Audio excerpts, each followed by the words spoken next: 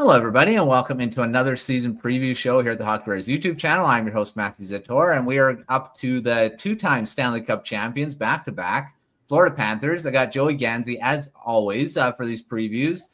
Joey, how's it going? It's going fantastic. You say it yourself, back-to-back champs, baby.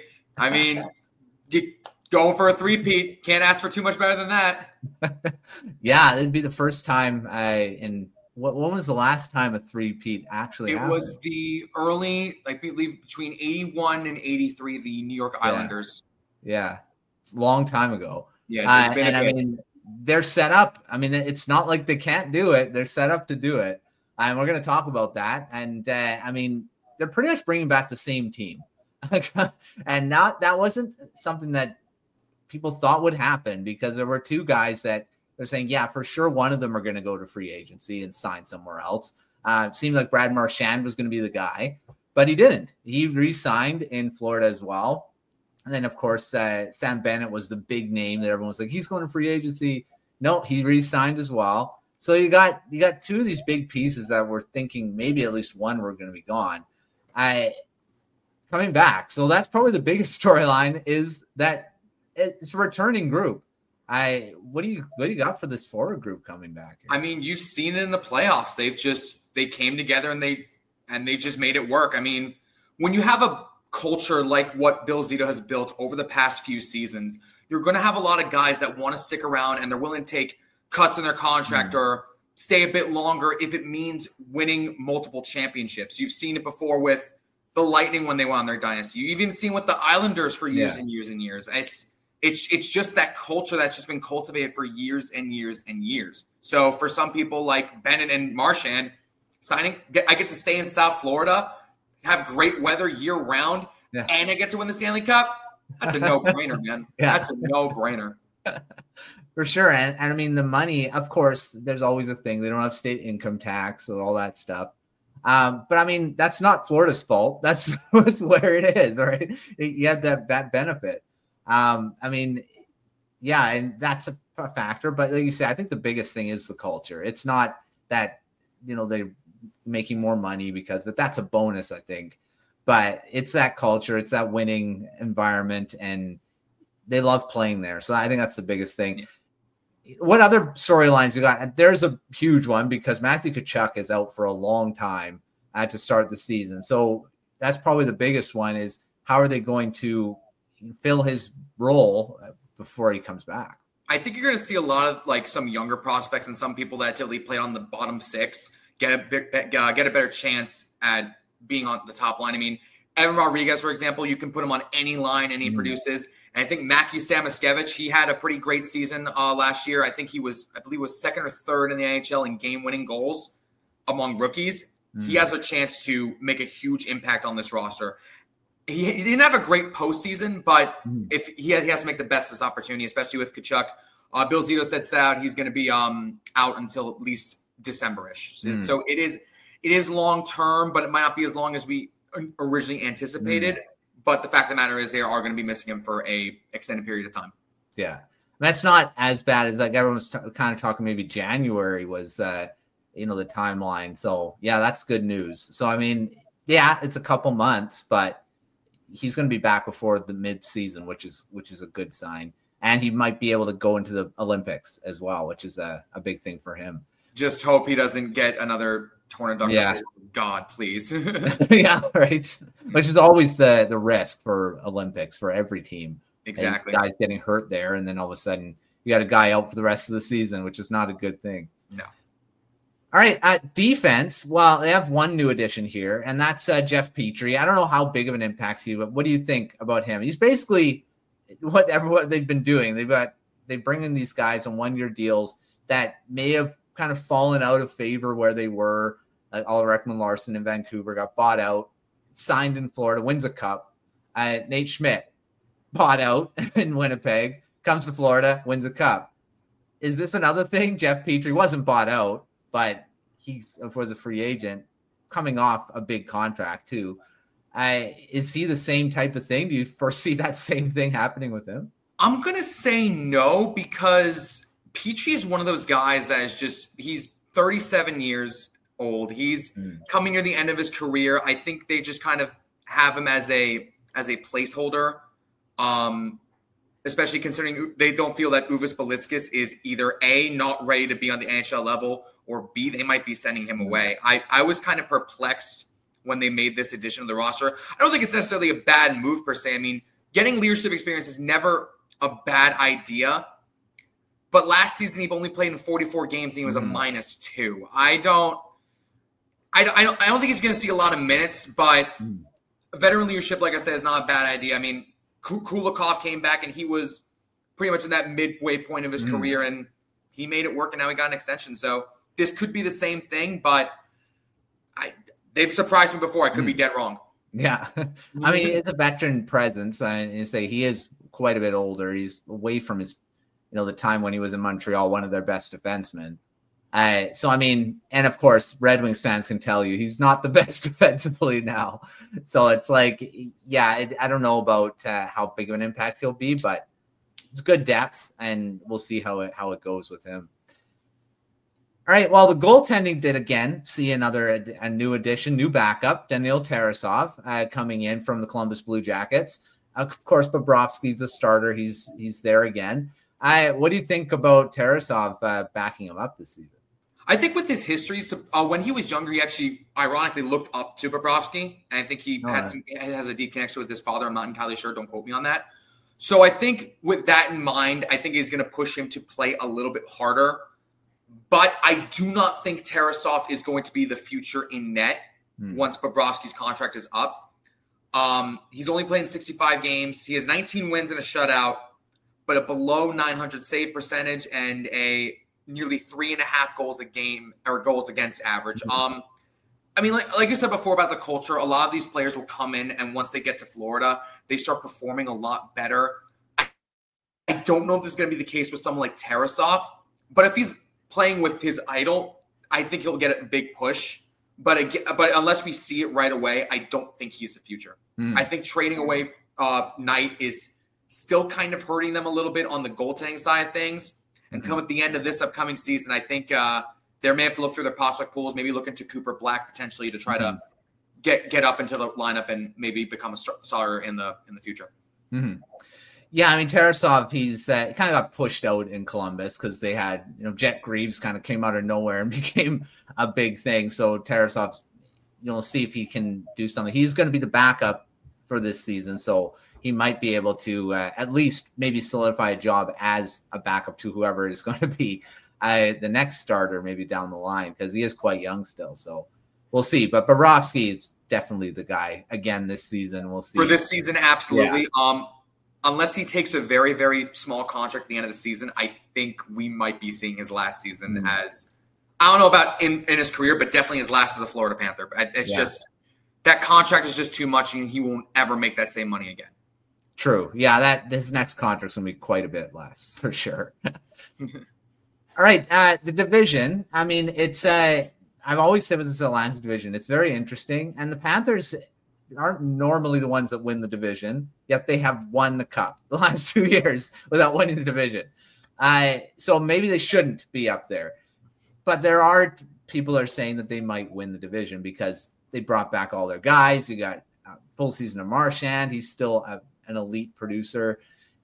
Where do you see them in the division? Do you still see them in that middle area where they kind of finished last season, or do you see them maybe pushing for that top spot? I think they can absolutely compete in the top three. They've shown it before in the regular season. They've shown it before in the playoffs. They're not scared of Tampa. They're not scared of Toronto. They're not scared of Ottawa. They play them tough every single year. They've shown in their offensive production. They show it in their grit. They show it in their defensive production. I don't see them falling too far behind. But at the same time, they've also proven years and years before seeding means nothing when it comes to the play. I mean, 2 years ago, they went on that crazy run, remember? Yeah. I don't see them falling too far behind. They're still easily one of the top, if not the best team in the Atlantic Division. I don't think they're going to finish first, though, because you're so – but at the same time, I'm going to say maybe second or third for sure, because Tampa's always going to be tough to deal with. And Toronto, despite losing Mitch Marner, I don't think is going to roll over in the regular season. Yeah. No, that's true. I mean, Ottawa making a big push as well, because they had a great season last year. And it didn't end on a great note, but it's something they're going to take and build off of for the next few years. They've definitely come a long way. Yeah. I mean, you got teams like the Canadians, of course, they made the playoffs last season too. And maybe one of these years, Buffalo's going to figure it out too. I mean, someday.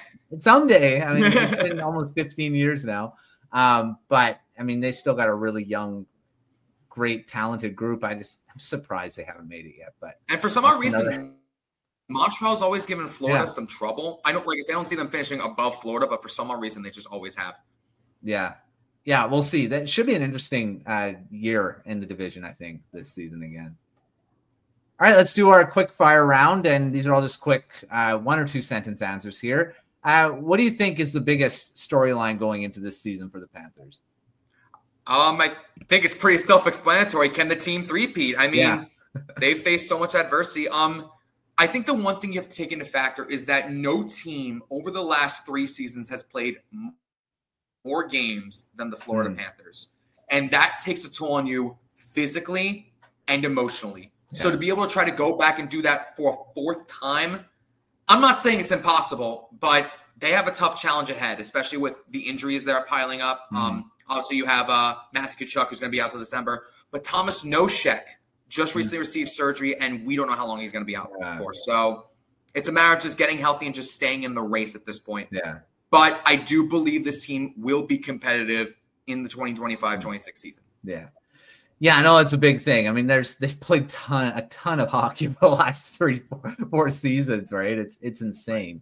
So, I mean, it might start catching up to them this season. People thought it was going to be last season, but it didn't happen. So myself included, I never thought I'd see back-to-back. Yeah. So, I mean, you never know. They've surprised us in the past already. All right, who do you see as a breakout star this season? I mean, they've, again, very talented roster. There's probably an obvious one, though. Oh, absolutely. I believe it's going to be Mackie Samoskevich. He had a fantastic regular season last year. And with the injury, like I mentioned before, with the injuries to Matthew Tkachuk and potentially Nosek, I think you're going to see him get a great opportunity to make a huge name for himself on the second line. Last season, through 72 games, he had 15 goals and 16 assists. I believe he was, I have to quote me on this, I believe he was second in the NHL last season in game-winning goals among rookies.